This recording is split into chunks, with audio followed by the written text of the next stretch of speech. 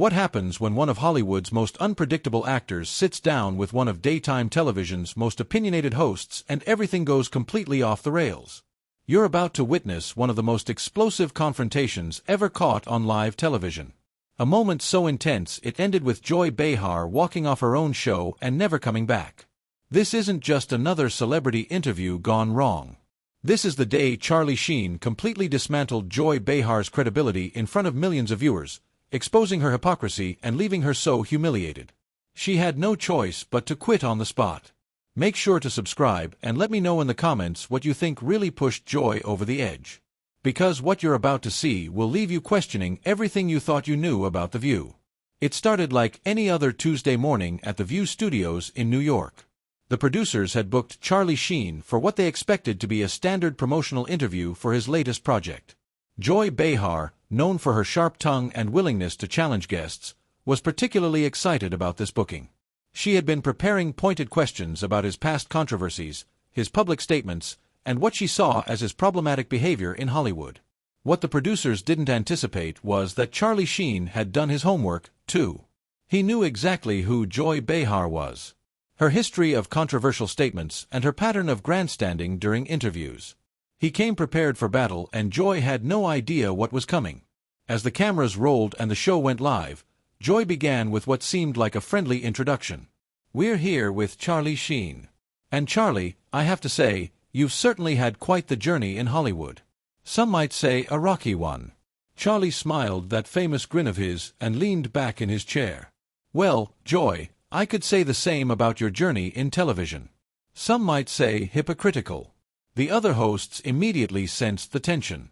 Whoopi Goldberg shifted uncomfortably in her seat while Sarah Haynes looked between the two guests with obvious concern. But Joy, true to form, doubled down. "Hypocritical. That's interesting coming from someone who's had very public struggles with substance abuse and has made some questionable comments about women over the years." Charlie's expression didn't change, but his voice took on that edge that anyone familiar with his interviews would recognize. "You want to talk about questionable comments about women? Should we discuss your comment about how Republican women are just angry because they can't get dates? Or maybe your statement that conservative women don't think for themselves?" Joy's face began to writhe slightly, but she pressed on. "Those were political observations, Charlie. There's a difference between political commentary and personal attacks." "Political commentary," Charlie repeated slowly as if tasting the words. "Is that what we're calling it now? Because I seem to remember you saying that women who vote Republican are basically voting against their own interests because they're too stupid to know better." Was that political commentary, too? The studio audience had gone completely silent. This wasn't the usual back-and-forth banter that The View was known for. This was something else entirely. Joy looked to her co-hosts for support, but found none. Even Whoopi, usually quick to jump into any controversy, seemed to be staying out of this one. "I think you're taking my words out of context," Joy said, but her voice had lost some of its usual confidence. Charlie leaned forward slightly, his eyes never leaving Joy's face. "Out of context, Joy. I watched the entire segment multiple times. You spent 15 minutes explaining why women who don't agree with your politics are essentially brainwashed. But when I make a joke about Hollywood culture, suddenly I'm the problem. Your jokes weren't just about Hollywood culture." Joy shot back, her voice rising slightly. "You've made degrading comments about women. You've had public meltdowns. And frankly, your behavior has been erratic at best." "Erratic," Charlie repeated, nodding slowly. "That's rich coming from someone who once screamed at a guest for having different political views and then claimed you were the victim when people called you out for it. Tell me, Joy, when you were having your very public meltdown about the election results, was that erratic behavior or just passionate journalism?"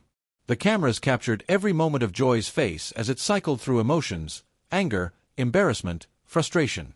She was clearly not used to being on the receiving end of this kind of direct confrontation, especially not on her own show.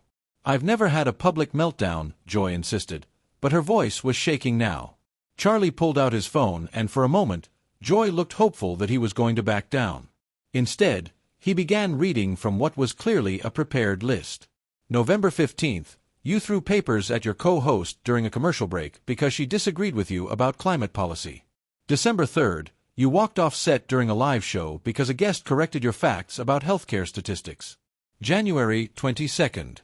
You interrupted a guest 7 times in under 3 minutes because you didn't like their opinion about foreign policy.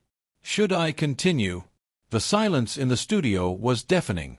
Joy's mouth opened and closed several times, but no words came out. The other hosts looked like they wanted to be anywhere else in the world. Those were just Joy stammered. I'm passionate about the issues that matter to Americans. Passionate? Charlie said, leaning back again. Is that what we're calling it? Because from where I'm sitting, it looks like you can dish it out, but you can't take it. You've built a career on attacking people, questioning their character, their intelligence, their motives.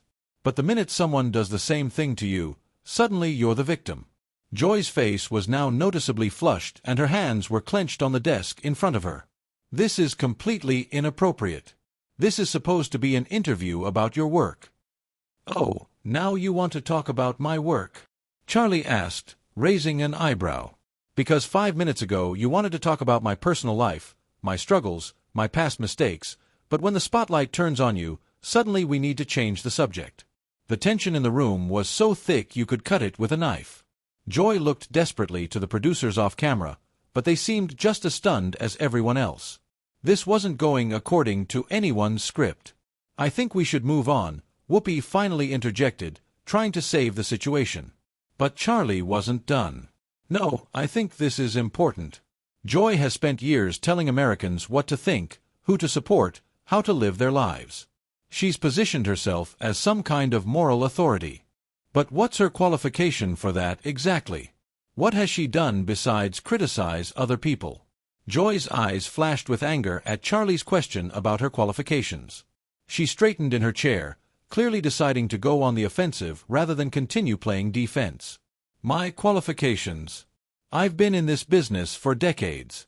Charlie, I've interviewed presidents, world leaders, celebrities. I've covered major news events and political campaigns. What exactly have you done besides make movies and caused scandals? Charlie smiled that dangerous smile again. Well, Joy, I've entertained millions of people, created jobs for thousands, and managed to do it without pretending to be something I'm not. I've never claimed to be a journalist or a political expert. I'm an actor, but you seem to think your opinion carries more weight than actual experts. I am a journalist, Joyce snapped. I've been doing this longer than you've been making your little sitcoms. Journalist. Charlie laughed. And it wasn't a pleasant sound. Joy, when was the last time you actually reported news? When did you last investigate a story, check sources, do actual journalism? All you do is sit behind that desk and give your opinions about things you've read in other people's reporting. Joy's voice was rising now, her professional composure completely gone. I research every topic we discuss on this show. I read extensively about current events, politics, social issues. Reading Twitter doesn't count as research, Joy, Charlie said smoothly. And getting your talking points from partisan websites doesn't make you a journalist. It makes you a commentator at best, a propagandist at worst. The other hosts were clearly uncomfortable. Sarah Haynes was fidgeting with her papers, while Sunny host looked like she wanted to disappear. Even Whoopi, known for her strong personality, seemed reluctant to jump into this particular fire. How dare you? Joy said, her voice shaking with rage. I have integrity. I tell the truth. I hold people accountable. Integrity. Charlie leaned forward again. Is it integrity when you selectively edit clips to make people look bad? Is it integrity when you refuse to have guests on who might challenge your worldview? Is it integrity when you cut to commercial every time someone makes a point you can't argue against? Joy opened her mouth to respond, but Charlie wasn't finished. You want to talk about holding people accountable? Let's talk about the time you completely misrepresented that story about the veterans charity. You had all the facts wrong, but instead of correcting yourself when people pointed it out, you doubled down and attacked anyone who questioned you. Where was your integrity then? That story was complicated, Joy said weakly. There were multiple sources with conflicting information. Complicated. Charlie's voice was incredulous. Joy, a 5-minute Google search would have given you the correct information, but you didn't bother to check because the wrong version fit your narrative better. That's not journalism. That's activism disguised as news. Joy was visibly struggling now. Her hands were shaking slightly and she kept looking off camera as if hoping someone would rescue her from this situation. "You're twisting everything," she said, but her voice lacked conviction. "You're trying to make me look bad because you can't handle being called out for your own behavior." Charlie sat back in his chair, completely calm now. "Joy, I'm not trying to make you look bad. You're doing that all by yourself. I'm just pointing out the hypocrisy. You've spent your career attacking people for things you've done yourself. You criticize actors for being out of touch while you live in a Manhattan penthouse. You lecture Americans about their values while you mock their beliefs. You claim to champion women while you attack any woman who doesn't agree with you politically." The studio was so quiet you could hear the cameras humming. Joy's face had gone from red to pale, and she was gripping the edge of the desk so hard her knuckles were white. "I don't attack women," she said, but her voice was barely above a whisper now. Charlie pulled out his phone again. "Really? Because I have a compilation here of you calling conservative women names, questioning their intelligence, suggesting they're being controlled by their husbands. You've called successful business women sellouts. You've mocked stay-at-home mothers, and you've dismissed any woman who doesn't share your exact political views as being brainwashed." Joy was shaking her head frantically now. "Those weren't personal attacks. I was criticizing their positions. Their positions. Their positions." Charlie's voice was getting louder now, matching Joy's earlier volume. "You called the former Secretary of State a puppet. You said a female Supreme Court justice was too stupid to understand the Constitution. You suggested that women entrepreneurs who support lower taxes are just greedy. How exactly is any of that criticizing positions rather than making personal attacks?" Joy looked around the table desperately, but her co-hosts were all looking down at their papers or off to the side. No one was coming to her rescue. "This is ridiculous," Joy said, her voice cracking slightly. "You're ambushing me on my own show." "Ambushing you?" Charlie's laugh was sharp and humorless. "Joy, this is exactly what you do to your guests every single day. The only difference is that usually they're too polite to fight back the way you fight. But I'm not most people." "This interview is over," Joy said, starting to stand up. "Sit down, Joy," Charlie said firmly. "You wanted to interview me, so let's finish the interview. Unless you're admitting that you can't handle being treated the way you treat other people." Joy hesitated, half standing, clearly torn between her desire to escape and her pride. The cameras captured every second of her internal struggle. "I don't have to sit here and listen to this," she said. But she wasn't moving toward the exit. "No, you don't." Charlie agreed. "But if you walk away now, you're proving my point. You're showing everyone watching that you're exactly what I said you are. Someone who can dish it out but can't take it. Someone who talks tough but runs when confronted with the same energy you bring to every conversation." Joy slowly sat back down, but her body language screamed defeat. She looked smaller somehow, less commanding than she had at the start of the interview. "What do you want from me?" she asked quietly. Charlie's expression softened slightly, but his voice remained firm. "I want you to admit what you are, Joy. You're not a journalist. You're not an objective commentator. You're an entertainer just like me. The difference is that I own what I am. You hide behind claims of integrity and journalistic standards while behaving like a political operative." Joy stared at him for a long moment, her eyes filling with what looked suspiciously like tears. When she finally spoke, her voice was barely audible. "You don't understand," Joy whispered, her voice trembling. "This show, this platform, it's important. We're giving voice to issues that matter." Charlie's expression remained unchanged. "Whose voice, Joy? Because it seems like the only voice that matters on this show is yours. When was the last time you had a guest on who genuinely challenged your worldview and you let them finish their thoughts without interrupting, without cutting them off, without dismissing them?" Joy wiped at her eyes, trying to compose herself. But the damage was already done. The powerful, confident host who had started this interview was gone, replaced by someone who looked lost and vulnerable. "We have diverse viewpoints," she said weakly. "Diverse?" Charlie shook his head. "Joy, having people who agree with you 90% of the time instead of 100% isn't diversity. It's an echo chamber, and you've turned yourself into the chief echo." Whoopi finally tried to intervene again. Maybe we should take a break. And no, Charlie said firmly, never taking his eyes off Joy. We're not done here. Joy wanted to psychoanalyze me, to dig into my personal life, to question my character. Fair enough, but now it's her turn. Joy's breathing was becoming more labored, and she kept looking toward the exits. I can't do this anymore. Can't do what, Joy? Can't have a real conversation. Can't defend your own actions. Can't handle being questioned the way you question everyone else. Charlie's voice wasn't shouting, but it carried the weight of absolute conviction. This is what you do, Joy. Every single day, you sit behind that desk and you tear people apart. You question their motives, their intelligence, their right to have opinions different from yours. But the minute someone turns that same energy on you, you fall apart. Quote, Joy stood up abruptly, her chair sliding backward with a sharp screech. I don't have to listen to this. This is my show. Is it though? Charlie asked calmly. Because from where I'm sitting, it looks like you're just another employee who's been allowed to think she's more important than she actually is. The show will go on without you. Joy. The network will find someone else to fill that chair. But you'll just be another former talk show host who couldn't handle the pressure when it was applied to her instead of by her.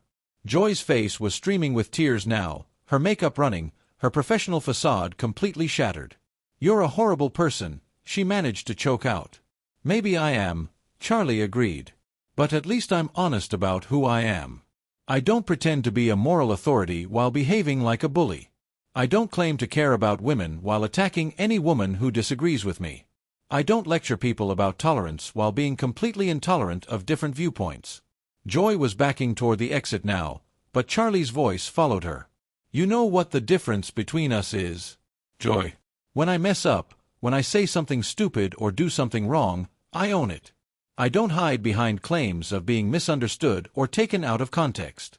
But you've built an entire career on being the victim while victimizing others. Stop, Joy said, her voice breaking completely. Just stop. Why should I stop? Charlie asked, his voice relentless. You didn't stop when you spent 20 minutes attacking that young conservative commentator last month. You didn't stop when you made that military wife cry during your interview about veterans' benefits.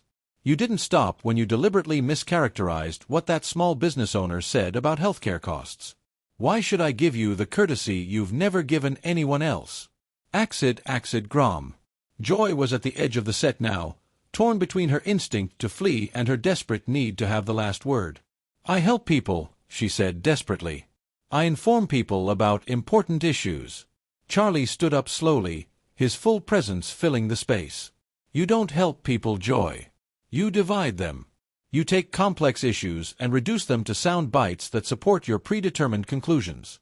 You've turned political discourse into a blood sport where anyone who disagrees with you isn't just wrong, they're evil. That's not true, Joy protested. But her voice had no strength left. Isn't it? Charlie pulled out his phone one more time. I've got clips here, Joy. Hours of them. You calling people names, questioning their patriotism, suggesting they're racist or sexist or stupid just because they have different priorities than you do. You've made a living off of division and hatred. And you've convinced yourself that you're the good guy in all of this. Joy shook her head violently.